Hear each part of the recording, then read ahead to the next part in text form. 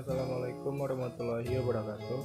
Perkenalkan, nama saya Ilham Ramadan, NPM 19070, mahasiswa Fakultas Hukum Universitas Ungatta. Di video ini saya akan menjawab soal ujian akhir semester mata kuliah Hukum Administrasi Negara dengan dosen pengampu Ibu Resma Bintani Gustaliza SHMH. Soal pertama, sebutkan dan jelaskan cara memperoleh kewenangan. Kewenangan itu diperoleh melalui 3 sumber, yaitu atribusi, delegasi, dan mandat. Atribusi adalah pemberian wewenang pemerintahan oleh pembuat undang-undang kepada organ pemerintahan. Selanjutnya, delegasi.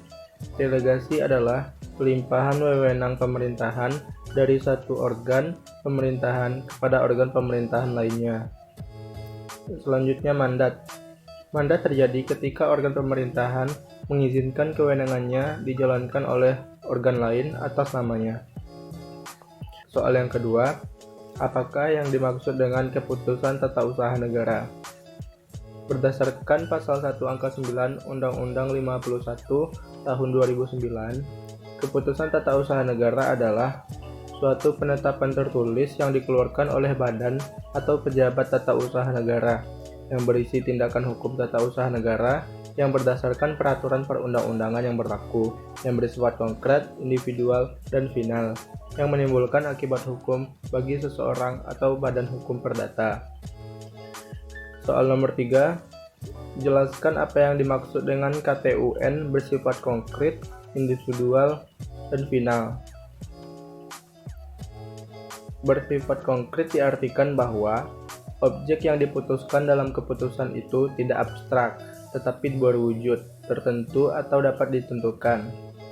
Bersifat individual diartikan bahwa keputusan tata usaha negara itu tidak ditujukan untuk umum, tetapi tertentu, baik alamat maupun yang dituju. Yang selanjutnya bersifat final. Bersifat final diartikan keputusan tersebut sudah definitif. Keputusan yang tidak lagi memerlukan persetujuan dari instansi atasan atau instansi lain. Karenanya, keputusan ini dapat menimbulkan akibat hukum. Soal nomor 4. Jelaskan syarat-syarat sahnya suatu keputusan tata usaha negara. Yang pertama ada syarat material, yaitu syarat yang berkaitan dengan isi. Syarat material dibagi menjadi 3. Yang pertama, harus dibuat oleh aparat yang berwenang. Yang kedua, keputusan tata usaha negara tidak mengalami kekurangan yuridis. Suatu produk hukum dikatakan mengalami kekurangan yuridis apabila di dalamnya terdapat unsur paksaan, unsur kekhilafan, dan unsur penipuan. Yang ketiga, tujuan ketetapan sama dengan tujuan yang mendasarinya. Yang kedua ada syarat formil, yaitu syarat yang berkaitan dengan bentuk. Syarat formil dibagi menjadi 3. Yaitu yang pertama, bentuk ketetapan harus sama dengan bentuk yang dikehendaki oleh peraturan yang mendasarinya.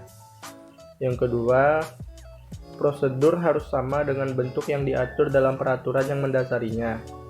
Yang ketiga, syarat khusus yang dikehendaki oleh peraturan dasar harus tercermin dalam keputusan.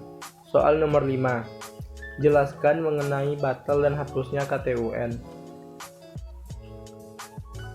Batalnya suatu keputusan tata usaha negara apabila suatu keputusan tata usaha negara tidak memenuhi syarat material dan syarat formil.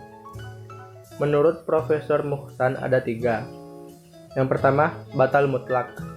Batal mutlak adalah semua perbuatan yang pernah dilakukan dianggap belum pernah ada. Aparat yang berhak menyatakan adalah hakim melalui putusannya. Yang kedua, batal demi hukum. Terdapat 2 alternatif batal demi hukum, yaitu yang pertama, semua perbuatan yang pernah dilakukan dianggap belum pernah ada.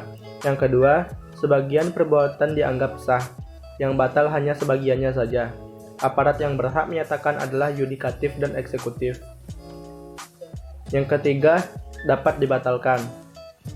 Dapat dibatalkan adalah semua perbuatan yang dilakukan dianggap sah.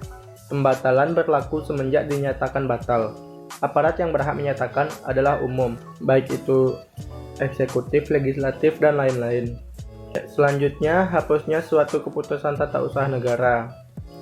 Suatu keputusan tata usaha negara dapat dinyatakan hapus apabila: yang pertama, apabila sudah habis masa berlakunya. Yang kedua, dicabut atau dinyatakan tidak berlaku lagi oleh aparat yang berwenang.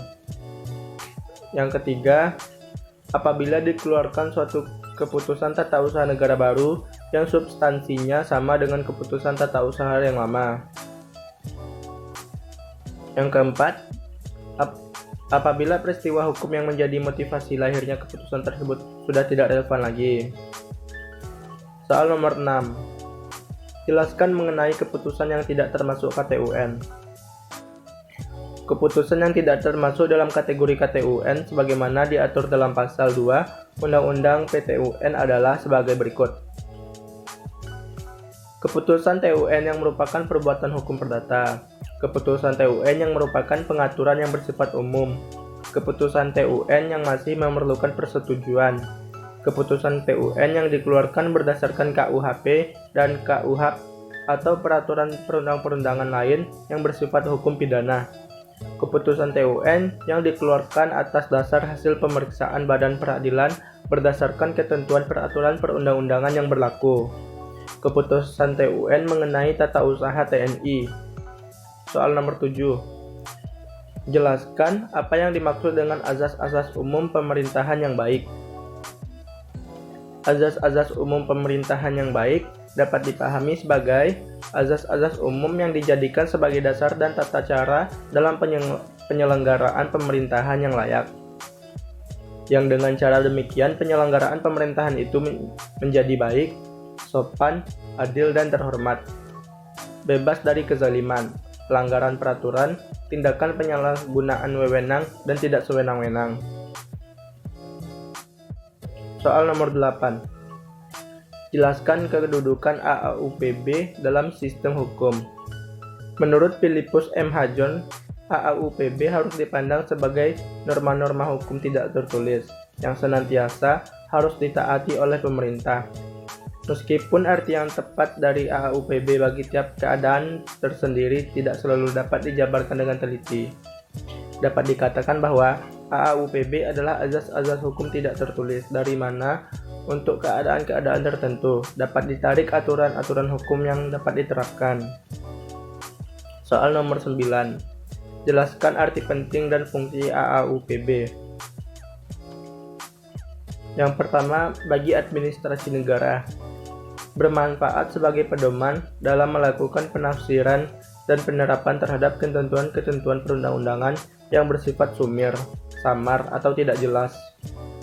Kecuali itu sekaligus membatasi dan menghindari kemungkinan administrasi negara mempergunakan Freies Ermessen atau melakukan kebijakan yang jauh menyimpang dari ketentuan perundang-undangan. Dengan demikian, administrasi negara diharapkan terhindar dari perbuatan onreg matigedat, détournement de pouvoir, abus detroit, dan ultra vires. Nomor 2. Bagi warga masyarakat. Sebagai pencari keadilan, AAUPB dapat dipergunakan sebagai dasar gugatan sebagaimana disebut dalam pasal 53 Undang-Undang Nomor 5 Tahun 1986. Yang ketiga, bagi hakim TUN dapat dipergunakan sebagai alat menguji dan membatalkan keputusan yang dikeluarkan badan atau pejabat TUN. Yang keempat, AAUPB juga berguna bagi badan legislatif dalam merancang suatu undang-undang. Soal nomor 10. Jelaskan AAUPB yang diatur dalam Undang-Undang Nomor 30 Tahun 2014 tentang administrasi pemerintahan. Undang-Undang Nomor 30 Tahun 2014 tentang administrasi pemerintahan disahkan sebagai perundang-undangan yang pertama kali mengatur mengenai tata laksana pemerintahan yang sesuai dengan Undang-Undang Dasar NRI 1945 dan Pancasila. Hal terpenting terkait penyelenggaraan pemerintahan mulai dari kewenangan, wewenang, AUPB, atribusi, delegasi, mandat, larangan penyalahgunaan wewenang, diskresi, keputusan berbentuk elektronis, izin, dispensi, konsensi, konflik kepentingan sosial yang harus dilakukan oleh pemerintah, standar operasional prosedur, syarat sahnya keputusan, legalisasi dokumen, sanksi administratif diatur secara jelas. Sekian jawaban UAS Hukum Administrasi Negara dari saya. Saya akhiri, wassalamualaikum warahmatullahi wabarakatuh.